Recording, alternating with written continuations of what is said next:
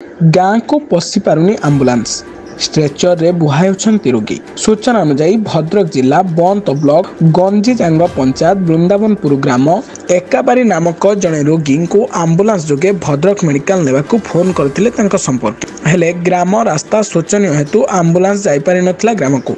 प्राय 1 kilometre grammar युवक और स्कूल छात्र छात्री माने रोगी को स्ट्रेचर रे बोही नेथिले आंबुलांस जाए परे आंबुलांस जोगे भद्रक मेडिकल नेथिले परिवार लोके।